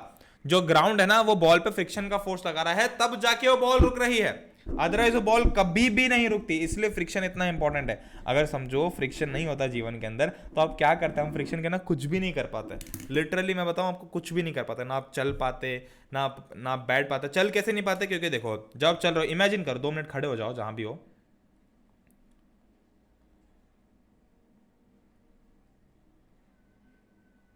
और इमेजिन करो कि आप चलने का ट्राई कर रहे हो, ठीक है, पर क्या होगा कि जैसे आप अपनी एडी को, पहले आप चलते कैसे हो, आप अपनी जो अपना जो फुट है ऐसा होता है, और ये हमारे मान लो एडी है, एडी मतलब, और ये हमारे टोज है, फुट के टोज है। तो जब मैं चलूंगा तो पहले मैं इसको ऐसे जमीन के ऊपर रखूंगा और फिर ही चलूंगा ऐसे करके। अब मान लो फ्रिक्शन नहीं होता, देखो ये जमीन है, एक सेकंड, ये कैसी, हाँ चलो ये जमीन है, तो मैं ऐसे करके चलता हूँ, ठीक है, ये मछली ऐसा क्यों चल रहा हूँ मैं वैसे, बट हाँ जब सब ऐसे चलते हैं। अब मान लो कि जब आप अपने जो अपना फुट होता है या फिर उसकी जो कोनी होती है, क्या बोलते हैं इसको यार, जो भी टो, जब आपने टोस तो आगे वाला होगा, टो का ऑपोजिट साइड की बात कर रहा हूँ, जब भी आप ये वाला पोर्शन को टच करोगे, अब मान लो अगर फ्रिक्शन नहीं होता तो फिर तो आप ऐसे ही फिसल जाते हैं। तभी तो हम गीले सरफेस पे फिसलते हैं। क्यों फिसलते हैं? इसलिए फिसलते हैं क्योंकि हमारे जो पैर हैं वो स्लिप हो जाते हैं। स्लिप कैसे होता है? क्योंकि फ्रिक्शन नहीं होता वहां पे, इसलिए। अभी जैसे वुडन लॉग है तो ये क्या अपने आप चलना चालू कर देगा? नहीं करेगा जब तक मैं एक्सटर्नल फोर्स नहीं लगाता हूँ इसके ऊपर। अभी देखो जैसे कि ये भाई साहब है, तो क्या इनकी साइकिल, अब भाई साहब नहीं है, ये आंटी है, दीदी है, ये जैसे ये दीदी साहब है, तो दीदी साहब क्या ऑटोमेटिकली चलने लग जाएंगे? नहीं, जब तक एक्सटर्नल फोर्स नहीं लगाते, ठीक है, अनबैलेंस फोर्स नहीं लगाते। ओ और ये अनबैलेंस फोर्स क्यों बोला भैया, बैलेंस फोर्स क्यों नहीं बोला? देखो ये बता देता हूँ आपको। चलो ये ब्लॉक का एग्जांपल है, ब्लॉक को देखो ध्यान से, ठीक है। अभी मैं इस पे इधर से फोर्स लगा के इसको इधर मूव करना चाहता हूं, ठीक है, बट अगर यही इसकी जगह मान लो कि मैं इसको 20 न्यूटन की फोर्स लगा रहा हूं इसके ऊपर और इधर मूव करने की कोशिश कर रहा हूं, बट वहीं अगर उसी केस में मान लो कि ये फोर्स एक ऐसा लग रहा होता, एक बंदा इधर खड़े होके वापस फोर्स लगा रहा था 20 न्यूटन का, तो ये क्या हो गया? बैलेंस फोर्स हो गया। बैलेंस फोर्स से क्या ये जो वुडन ब्लॉक है रेस्ट की पोजीशन से मोशन में आएगा? नहीं आएगा। क्यों नहीं आएगा? क्योंकि दोनों साइड से फोर्सेस सेम है, तो कैंसिल इफेक्ट हो जाएगा, ठीक है, दोनों का इफेक्ट जो है कैंसिल हो जाएगा। वहीं पे अगर मुझे इसको मूव करना है फिर भी, तो मुझे इससे थोड़ा ज्यादा फोर्स लगाना पड़ेगा, मान लो 30 न्यूटन लगाना पड़ेगा, तभी जाके मूव होगा, ठीक है। तो इसलिए अनबैलेंस फोर्स बोला। जहां बैलेंस फोर्स होगा वहां पर ये मूव कर ही नहीं सकता, इस पे अनबैलेंस फोर्स ही लगना चाहिए। Oh what is inertia? ये भी ऑलमोस्ट सेम है, पूरी की पूरी सेम है। देखो ऑनेस्ट होता हूं, पूरी कहानी सेम है। न्यूटन्स फर्स्ट लॉ भी यही है और इनर्शिया भी यही बोल रहा है, दोनों के दोनों एक ही चीज बोल रहे हैं। A property of matter by which it continues in its existing state of rest or uniform motion in a straight line unless the state is changed by an external force. इसको आसान भाषा में क्या बोलेंगे? वैसे तो डेफिनेशन है, ये याद करना है, ठीक है। Property of matter by which it continues to in its existing state of rest, मतलब जो उसका एग्जिस्टिंग स्टेट है, या तो रेस्ट का हो सकता है, फिर मोशन का हो सकता है, यूनिफॉर्म मोशन है, स्ट्रेट लाइन का हो सकता है। इट इज नॉट चेंज, मतलब वो उसी स्टेट में कंटिन्यू करेगा जब तक कि उस पर एक एक्सटर्नल फोर्स ना लग जाए, ठीक है। अभी व्हाट इज इनर्शिया? इसका आसान भाषा में body at rest tends to remain at rest और body in motion tends to remain in motion. बस मतलब मैंने बताया ना आपको कि body at rest tends to remain, मतलब कैसे होगा कि मैं अगर सोया हुआ हूं तो मैं यही सोता हुआ ही रहूंगा, मैं निकलूंगा नहीं। और body in motion tends to remain in motion, मतलब कि वो मोशन में ही रहूंगा, उसमें निकलूंगा भी नहीं बाहर, ठीक है। जैसे मैं घूम रहा हूँ दोस्तों के साथ में, जब तक मुझे एक्सटर्नल फोर्स नहीं लगा तब तक। एक मेरी आदत जो मैं बाहर, चलो मैं आपको थोड़ा बहुत बता भी देता हूँ अपने बारे में। एक मेरी आदत थी कि जब भी ना वाटर पार्क वगैरह पे या फिर स्विमिंग पूल वगैरह में जाते थे नहाने, फैमिली के साथ में, दोस्त के साथ में, तो मेरी आदत होती कि मुझे बहुत मजा आता है पानी के अंदर खेलने में, तो मैं बहुत देर तक रहता था, ठीक है, मैं उस पानी के अंदर ही रहता था। मतलब कि मैं अभी स्टेट ऑफ मोशन में हूं, पानी के अंदर मुझे मजा आ रहा है और मैं ढीठ हूं। मैं ढीठ इसलिए हूं क्योंकि मैं बाहर निकलूंगा नहीं, जब तक बाहर से आके मुझे कोई चिल्लाता नहीं है तब तक मैं बाहर ही नहीं निकलूंगा। मैं इतना ढीठ हूं, मुझे इतना पसंद है वो, ठीक है। तो जब वो अंकल आते थे, लास्ट में गार्ड आता था, गार्ड 5-6 बजे सारे वो पूल वगैरह बंद हो जाते थे, तो आते थे, सीटी पे आते थे जोर से कि पी पी पी निकल जाओ निकल जाओ निकल जाओ, और मैं अकेला बैठा रहता था अंदर। तो जब तक वो एक्सटर्नल फोर्स बेटा निकल ही जा अब तो तू, तब तक मैं निकलता नहीं था, ठीक है। और अनबैलेंस फोर्स, क्या यहाँ पर भी अनबैलेंस फोर्स काम आएगा? ये रियल लाइफ में भी, क्या मैं रियल लाइफ एग्जांपल बता रहा हूँ आपको, तो क्या भैया रियल लाइफ एग्जांपल में भी अनबैलेंस फोर्स जरूरी है किसी भी बॉडी को मोशन में रेस्ट में करने के लिए? बिल्कुल जरूरी है। कैसे?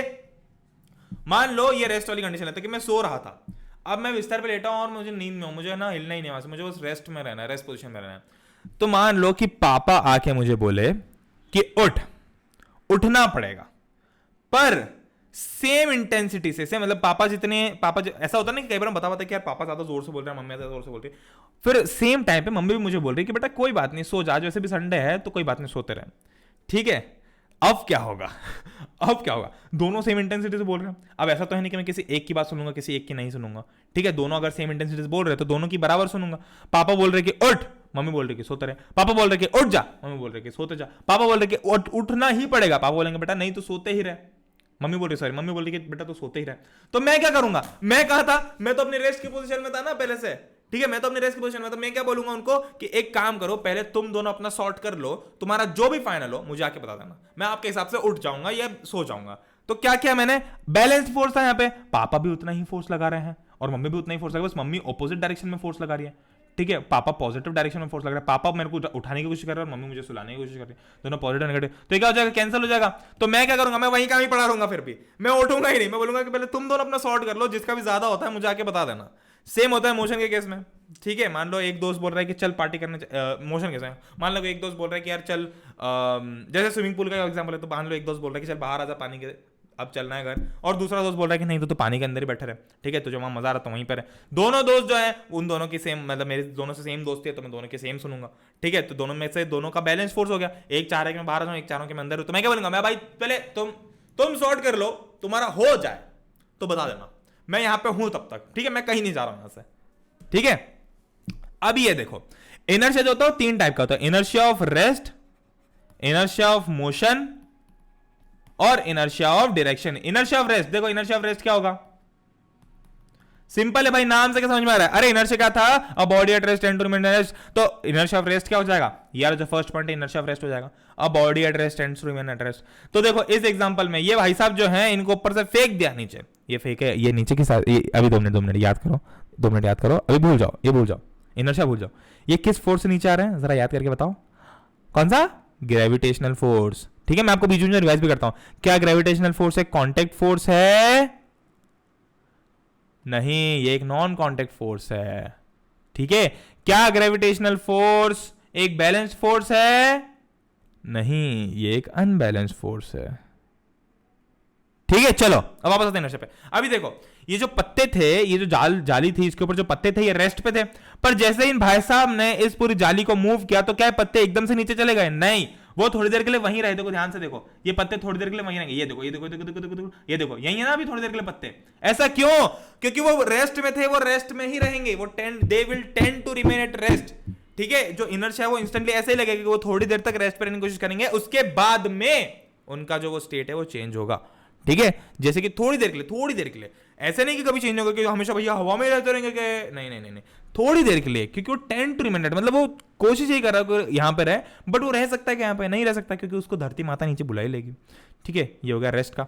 मोशन का इनर्शिया, अब ये देखो एग्जांपल दूसरा मिला नहीं, बट जिराफ का है, ठीक है। जब भी मान लो कि हम जब भी गाड़ी में जाते हैं, ऐसे गाड़ी में मस्त जा रहे हैं और बहुत ही तेज स्पीड से गाड़ी चल रही है, बहुत सही चल रही है, फिर पापा ने एकदम से ब्रेक लगा दिया, सामने एक गाड़ी वाला रोका तो पापा ने एकदम से ब्रेक लगाया, तो सारे के सारे जो लोग हैं गाड़ी के अंदर वो क्या हो जाएंगे, ऐसे आगे आ जाएंगे, ठीक है। अरे मैं ऐसे जा रहा हूँ गाड़ी से और मान लो कि ब्रेक लगाए तो मैं क्या करूंगा, ऐसे आगे आऊंगा झटके से। इसीलिए तो हम बोलते हैं कि भैया सीट बेल्ट लगा के रखो, क्यों लगा के रखो, ताकि आप झटके से आगे ना हो। इसलिए तो आजकल गाड़ियों में एयर बैग आते, क्यों आते, ताकि आप झटके से आगे आ भी गए तो आपका सिर ना फूटे।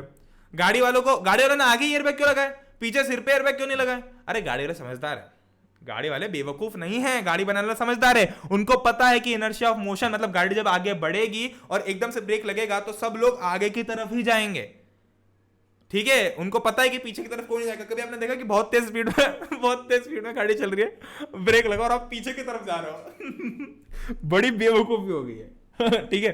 तो बेसिकली हुआ क्या कि जो जिराफ था ये tend to remain in motion, ये मोशन में ही रह रहा था, इसकी आदत बन चुकी थी मोशन में रहने की, ठीक है। पर जैसे ही यहां पर एक गाड़ी रुकी तो ये थोड़ी देर के लिए आगे आया, आगे इसलिए आया क्योंकि ये मोशन में रहने का टेंड कर रहा था, ठीक है। और तो ये एकदम से आगे आ गया।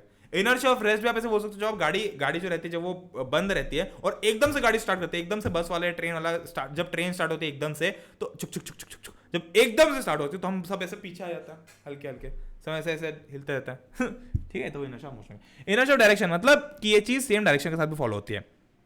अगर मैं किसी डायरेक्शन में जा रहा हूं तो मैं उसी डायरेक्शन में जाता रहूंगा जब तक मेरे पास कोई एक्सटर्नल फोर्स नहीं आता। अब देखो बाहर आओ स्क्रीन से ऊपर, मतलब स्क्रीन पे से बाहर आओ, रियल लाइफ से जोड़ते हैं हम। जब भी किसी डायरेक्शन में मान लो लोग बोलते हैं ना कि ये तो गलत डायरेक्शन में जा रहा है लड़का यार, ये लड़की बिल्कुल सही डायरेक्शन में जा रही है, ठीक है, बिल्कुल सही जा रही है ये। तो मतलब अगर मैं सही डायरेक्शन में मतलब मान लो मैं गलत डायरेक्शन में जा रहा हूँ, तो मैं हमेशा गलत डायरेक्शन में चलता रहूँगा जब तक मेरे ऊपर कोई एक्सटर्नल फोर्स या कुछ अच्छे लोग आके मुझे, मेरे अच्छे दोस्त या फिर अच्छे घर वाले, मतलब घर वाले तो अच्छे ही हैं बट अच्छे दोस्त आके ये नहीं बोलते कि बेटा ये गलत डायरेक्शन में जा रहा है, तू सही डायरेक्शन में जा, ठीक है, ये गलत रास्ता है, ऐसा मत कर, अच्छी जगह जा, अच्छे डायरेक्शन में जा, गलत मतलब सही डायरेक्शन में जा। तो जब तक मेरे ऊपर एक्सटर्नल फोर्स लगता तो क्या मैं अपने डायरेक्शन चेंज करता? नहीं करता भाई। हमेशा आपने मूवीज में भी तो ये देखा है कि जब तक हीरो के साथ में चेत भवानी चेत नहीं होता, चेत भवानी चेत मतलब जब तक हीरो को कोई इनिशिएट नहीं करता बुरे कामों से सही काम पाने के लिए, तब तक वो जाता ही नहीं उधर। तो इनिशिएट करना बहुत जरूरी, चाहे फिर वो इंसान इनिशिएट कर रहा हो दूसरा, या फिर कोई इंसिडेंट इनिशिएट कर रहा हो, या फिर आपकी जिंदगी में कुछ हो गया हो जो कि इनिशिएट कर रहा हो मे बी। और वहीं पे अगर मैं अच्छे डायरेक्शन में आ रहा, मतलब मैं अच्छा बच्चा था, मैं हमेशा से गुड बॉय था, तो हमेशा गुड बॉय ही रहूंगा जब तक कुछ बैड बॉयज आके मुझे बैड बॉय नहीं बना देता है, ठीक है। तो अभी मैं न्यूट्रल बॉय बन चुका हूं ठीक है।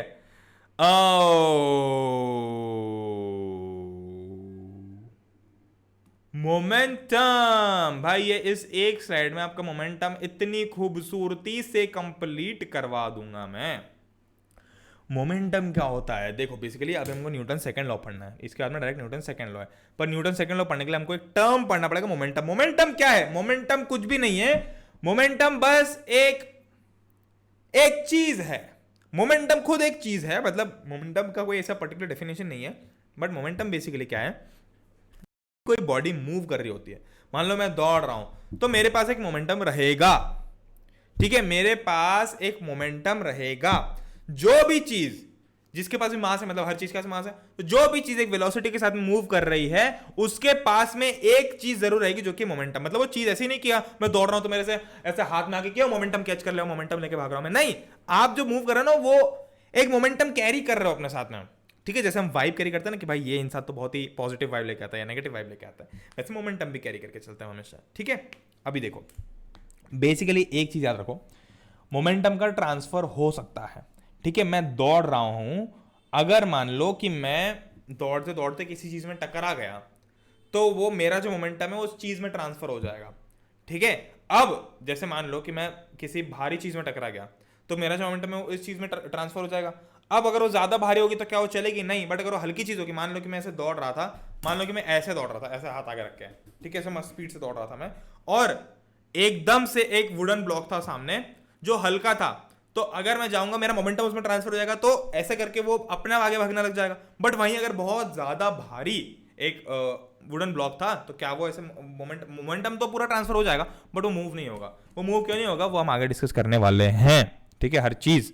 तो बेसिकली अभी मोमेंटम की बात करो, जैसे कि ये देखो इस केस में केवल ये वाला और ये वाला ही मूव कर रहा है, बाकी से मूव क्यों नहीं कर रहे हैं? क्योंकि भाई ये वाला ने अपना मोमेंटम इसको ट्रांसफर कर दिया, ये वाले ने अपना मोमेंटम इसको ट्रांसफर कर दिया, ये वाले ने अपना मोमेंटम इसको ट्रांसफर कर दिया, और ये वाले ने इसको ट्रांसफर कर दिया। अब जो आखिरी वाला था इसके पास तो कुछ है नहीं ट्रांसफर करने के लिए, अगर इसके आगे भी ऐसे एक बॉल होती तो भी ट्रांसफर कर देता, ठीक है। तो ये अपना क्या मोमेंटम ट्रांसफर करते जा रहे हैं, ठीक है। अगर मोमेंटम ट्रांसफर नहीं करते तो सब साथ में घूमते हैं, बट मोमेंटम जो है वो ट्रांसफर किया जा सकता है। इसने अपना मोमेंटम इसको दिया, इसने जो इसके पास मोमेंटम है वो यहाँ डाल दिया, फिर इसने यहाँ डाल दिया, फिर इसने यहाँ डाला, तो ये सेम चलने लग गया, ठीक है। ऐसी बहुत सारे लोगों के घरों में आपने शो पीसेस भी देखे होंगे। तो बेसिकली मोमेंटम होता क्या है? Momentum is a mass of product and velocity by product, sorry, is a momentum is a mass of product and velocity, क्या बोलते हैं मैंने? Momentum is a product of mass and velocity. देखो मास तो हर चीज के पास में होता है, और जो भी चीज मूविंग है उसके पास में वेलोसिटी तो होगी ही होगी। अरे कोई चीज चल रही है तो उसके पास वेलोसिटी तो होगी ही, चाहे वो कैसी भी हो, ठीक है। तो इसलिए product of mass and velocity, इसलिए मैं बोल रहा था कि मोमेंटम जो है वो हर एक मूविंग बॉडी के पास में होता ही है। एक चीज होती है जो उनके पास में होती है, और वो जो एक चीज मोमेंटम है वो कैसे बनती है? मास और वेलोसिटी के प्रोडक्ट से। ये P is equals to mv। Momentum क्या होती है? एक वेक्टर क्वांटिटी, वेक्टर ये सब क्या होता है भैया हमको पता ही नहीं है, या मैं कल डाल चुका हूं वीडियो 4 से 5, वो जाके देखो जाके, भाव ऐसा मत करो। तो मोमेंटम क्या हो जाएगा? Mass into velocity. ये एक वेक्टर क्वांटिटी क्यों है? क्योंकि वेलोसिटी एक वेक्टर क्वांटिटी है, ठीक है। तो मास तो स्केलर है बट वेलोसिटी एक वेक्टर क्वांटिटी है, तो एक स्केलर और एक वेक्टर का स्केलर इनटू वेक्टर जब मैं करता हूं, अरे धीरे धीरे चलना गया, तो वो मोमेंटम के बराबर हो जाता है, सॉरी, तो वो वेक्टर हो जाता है, ठीक है। यूनिट क्या होगी इसकी? यूनिट दिख रही भाई, मास की यूनिट क्या होती है? केजी। वेलोसिटी की यूनिट क्या होती है? मीटर पर सेकंड। तो ये जब P is equal to m into V था तो इसकी वेलोसिटी क्या हो जाएगी? KG into metre per second, ये हो गई मोमेंटम की यूनिट। ठीक है, वेरी सिंपल। अभी इसके बारे में आगे डिस्कस करेंगे। ठीक है, ज्यादा न्यूटन सेकेंड लॉ, आहा सेकेंड लॉ पे आ गए अब हम। ठीक है, सेकेंड लॉ क्या बोल रहा है? The rate of change of momentum of an object is proportional to the applied unbalance force in the direction of the force. चलो इतना दिमाग नहीं लग रहा हमसे, तो अब हम वापस से स्लाइड पे आते हैं। फोर्स का आपको फॉर्मूला पता है ना, F is equal to m a. Basically हम न्यूटन के सेकेंड लॉ में इसी फॉर्मूला को डिराइव करने वाले हैं, और कुछ बहुत ज्यादा उतापे नहीं करेंगे हम। बेसिकली हम बस इसी जो यही जो चीज है इसी फोर्स को या इसी फॉर्मूले को डिराइव करने वाले हैं न्यूटन सेकेंड लॉ के केस में। ठीक है, कैसे होगा पहले तो पढ़ो। न्यूटन सेकेंड लॉ क्या बोल रहा है? The rate of change of momentum of an object is proportional to the applied unbalance force in the direction of the force. Rate of change of momentum, momentum क्या होता है? P is equal to M V. और rate of change of momentum बोलते हैं, अरे rate क्या होता है? रेट ऑफ चेंज क्या होता है? फाइनल। हमेशा याद रखना, चेंज क्या होता है हमेशा। मैंने आपको कल से बता रहा हूं, कल से मोशन कर रहा हूं, तब से आपको बता रहा हूं कि जहां भी चेंज लिखा वहां पे होगा फाइनल माइनस इनिशियल। और जहां उसने बोल दिया कि रेट ऑफ चेंज, तो फाइनल माइनस इनिशियल तो चेंज हो गया, और रेट निकालने के लिए हम टाइम से डिवाइड कर देते हैं। ठीक है, मतलब कितनी देर में कितना चेंज हो रहा है। तो rate of change of momentum मतलब कि फाइनल, यानी कि पी एफ लिख दो। ये पी वैसे स्मॉल वाला लिखता है, कैसा भी लिख सकता हो। P f minus p i final momentum minus initial momentum upon time. ये क्या हो गया? Rate of change of momentum of an object is proportional to the applied unbalanced force in the direction of the force. In the direction, ये direction of the force, ये जो term है ये हमको डेरिवेशन के लिए यूज नहीं करना, बट आपको ध्यान रखना है कि जो मोमेंटम का चेंज होगा वो फोर्स के डायरेक्शन में ही होगा, जो रेट ऑफ चेंज ऑफ होगा ना। जैसे कि मान लो कि इसको अगर मैं इधर की तरफ फोर्स लगा रहा हूं तो इसका जो मोमेंटम वो भी इधर की तरफ ही बढ़ रहा है। ठीक है, रेट ऑफ चेंज मतलब मान लो कि पहले धीरे जा रही थी क्योंकि मैं कम फोर्स लगा रहा था, जैसे मैंने तेज फोर्स लगा तो इधर की तरफ जा रहा है, वो इधर की तरफ, मतलब डायरेक्शन ऑफ फोर्स का मेरी इधर के डायरेक्शन में। तो मोमेंटम किधर होगा? चेंज मोमेंटम में बढ़ाव किस डायरेक्शन में होगा? इस साइड ही होगा। ठीक है, जिस साइड में फोर्स लगा रहा हूं, जो मेरा डायरेक्शन ऑफ फोर्स है, उसी डायरेक्शन में मोमेंटम भी बढ़ेगा। ठीक है, और हम बहुत सारी बार मोमेंटम याद है आपको? मोमेंटम जो वर्ड है, मोमेंटम ये मोमेंटम वर्ड हम बहुत बार यूज करते हैं ना, ऐसे कि यार मेरा पढ़ने का मोमेंटम बन गया तो मुझको डिस्टर्ब मत कर, यार पढ़ाई का एक बार मोमेंटम बन जाना चाहिए। तो मोमेंटम बेसिकली यही होता है। ठीक है, is directly proportional to the force. मतलब इसका कहने का मतलब ये है कि p f minus p i upon t is equals to f. ठीक है, अभी हम इसको f is equals to m हमको डिराइव करना है, हम इसे डिराइव करेंगे। तो बेसिकली कंसेप्ट क्या कहना चाह रहा है? मान लो कि एक ऑब्जेक्ट था, ठीक है, जिसका मास था m और उसकी इनिशियल वेलोसिटी मान लो थी u। ठीक है, उसकी इनिशियल वेलोसिटी थी u। अब मैंने इस ऑब्जेक्ट पे एक फोर्स लगा दिया, कितना भी फोर्स लगा दिया मैंने। तो जब मैंने इस पे फोर्स लगाया तो थोड़ी देर के बाद, फोर्स लगाने के बाद इसकी जो वेलोसिटी होगी v होगी, मास तो वही को ही रहेगा। तो मतलब इसका मोमेंटम चेंज हो गया। पहले जो इसका momentum p i is equals to m u था, अब वहीं इसका फाइनल मोमेंटम यानी कि फोर्स लगाने के बाद का मोमेंटम एम वी हो जाएगा। ठीक है, अब देखो वापस इस फॉर्मूला पे ध्यान देते हैं हम। P f minus p i upon t is equals to f. अब पी एफ क्या हो गया? पी एफ क्या था? मतलब फाइनल मोमेंटम क्या था? M v minus initial momentum क्या था? M you. मतलब फोर्स लगाने के पहले जो वेलोसिटी थी वो एम यू थी, upon time t is equals to f. अभी मैं क्या करूंगा? यहां से m कॉमन उठा लेता हूं, तो बचा क्या? m into v minus u upon t is equals to f. अभी याद करो, कल मैंने बताया था कि ये जो फॉर्मूला होता है ये होता है एक्सेलरेशन का, a is equals to v minus u upon t. तो हम क्या करेंगे? इस a को उठा के यहां रख देंगे, तो हमारा फॉर्मूला क्या हो गया? f is equals to m a. बस ये हो गया फॉर्मूला डेराइव। ठीक है, अब इस फॉर्मूले के माध्यम से आप कोई सा भी न्यूमेरिकल कर सकते हो उठा के। ठीक है, बेसिकली एक सेकंड मैंने डायरेक्ट इज इक्वल टू लिख लिया, बट आपको डायरेक्ट इज इक्वल टू नहीं लिखना है। आपको जो तो मैंने आपको इजीली समझाने के लिए डिराइव कर दिया। अब आपको एग्जाम में कैसे लिखना है? आपको एग्जाम में ऐसे लिखना है। कैसे लिखना है? पहले तो बोलेगा, पहले तो आपको डायग्राम बताना है कि भाई ये ए था ऑब्जेक्ट, मान लो ए तो नहीं, कोई सा भी ऑब्जेक्ट था। ठीक है, इसका मास था m, इसकी इनिशियल वेलोसिटी थी u। मैंने इस पर क्या किया? मैंने इस ऑब्जेक्ट के ऊपर एक लगाया फोर्स, तो टी टाइम के बाद में इसकी जो वेलोसिटी वो हो जाएगी m मास रहेगा और v वेलोसिटी हो जाएगी। अरे मतलब मैंने इस पे कोई फोर्स, मान लो कि मैंने ऐसे एक वुडन ब्लॉक था, मैंने उस पर एकदम से धक्का लगा के ऐसे छोड़ दिया, मैं धक्का लगाते नहीं जा रहा हूं, मैंने धक्का लगाया, फोर्स लगाया और छोड़ दिया, तो जो वुडन ब्लॉक था उसकी वेलोसिटी थोड़ी सी चेंज हो गई ना थोड़ी देर बाद। या फिर मान लो एक ट्रॉली थी मॉल के अंदर, तो मैंने क्या किया, मैंने ऐसे पकड़ के उसको बस धक्का दे दिया, एक बार मैंने फोर्स लगा दिया, तो फोर्स लगाने से क्या होगा कि वो जो उसकी वेलोसिटी है, जो मान लो पहले धीरे धीरे चला रहा था मैं उसको, मैंने एकदम से पुश करके छोड़ दिया, तो क्या होगा कि उसकी इनिशियल वेलोसिटी थी यू, मान लो मास होता ही है, और फाइनल वेलोसिटी मैंने धक्का लगाने के बाद में जो उसकी वेलोसिटी वो बढ़ जाएगी डेफिनेटली, तो फाइनल वेलोसिटी मान लो v हो गई। और कितने टाइम में बढ़ी, t टाइम है। अरे मतलब एकदम से ही ट्रॉली छोड़ते से ही वेलोसिटी थोड़ी बढ़ेगी, थोड़ा सा 1 2 3 सेकंड लगेंगे या 1 2 सेकंड तो लगेंगे कि उसकी वेलोसिटी बढ़ जाए, v तक पहुंचे, ठीक है। तो ये वो v वही वेलोसिटी है, ठीक है। तो अभी हमको क्या बोला है, अभी अकॉर्डिंग टू दिस आपको ऐसा लिखना है, according to Newton cycle of motion the rate of change of momentum of an object, मतलब pf minus pi upon t is directly proportional to force, is equal to force नहीं, ठीक है। तो अब यहां पे pf की वैल्यू डाल दोगे, क्या हो जाएगी, mv minus mu upon t is directly proportional to force. अब यहां पे आप इसको कांस्टेंट निकालोगे, m into v minus u upon t is directly proportional to force, ठीक है। अब यहां पे आप इसको सॉल्व करोगे तो क्या आ जाएगा, ma आ जाएगा, f is directly proportional to ma हो गया, इतना आ गया। अब हमको क्या करना है, अरे भाई हमको इज इक्वल टू में लाना है, तो हम क्या करेंगे, जब भी हम ये प्रोपोर्शन का साइन हटाते हैं तो हम एक कांस्टेंट लगाते हैं। कांस्टेंट क्या हो जाएगा, मान लो कि k कांस्टेंट है, k इंटू ma, चाहे आप यहां पे भी लगा सकते हो direct, pf minus pi upon t is equal to kf, यहां भी लिख सकते हो, तो मैंने यहां भी लिख दिया, कहीं भी लिख सकते हो, आप कोई दिक्कत नहीं है।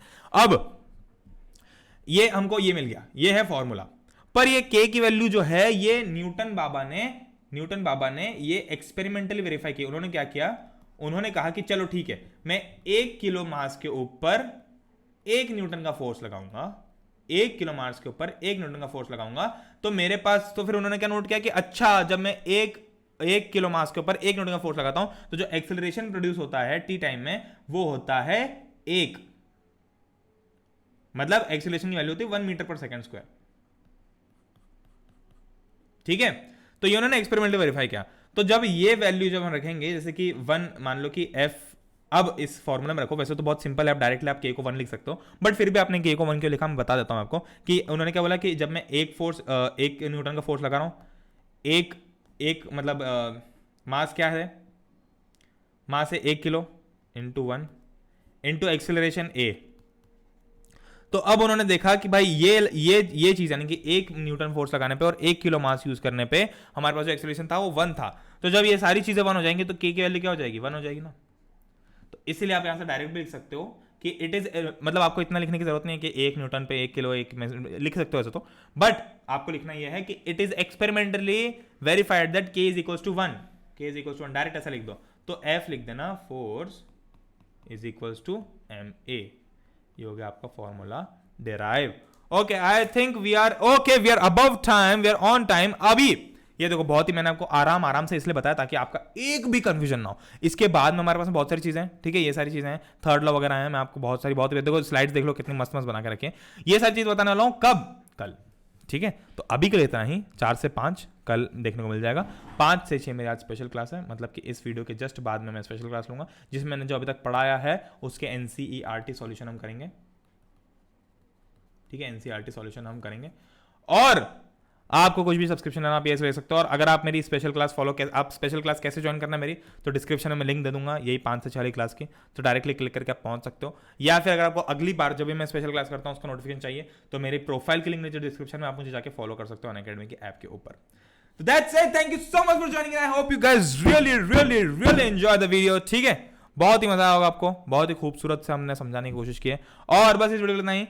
और साथ में मेरी बात सुनो, अगर आपका दिन भर क्या सब, हम स्माइल थेरेपी करेंगे क्या, आप ऐसे बहुत से लोग डिमांड करते हैं स्माइल थेरेपी की, तो आपका दिन चाहे कैसे भी गया हो, दिन गया अच्छा, दिन गया हो बुरा, किसी ने कुछ बोल दिया हो, किसी ने डांट दिया हो, मैंने कुछ बोल दिया, पापा ने कुछ बोल दिया, या फिर बस ऐसे कुछ अच्छा नहीं लग रहा हो, लो फील हो रहा हो, या फिर आपको रोना आ रहा हो, जो कुछ भी हो, when I say start you have to smile with your mouth wide open part, ठीक है। जैसे ही मैं बोलूंगा स्टार्ट, आपको स्माइल करना पूरी जान से, भले आप रो भी रहो ना तो आपको स्माइल करना, क्योंकि present is the only thing that is truth, मैं हमेशा बोलता हूं, ठीक है। स्टार्ट।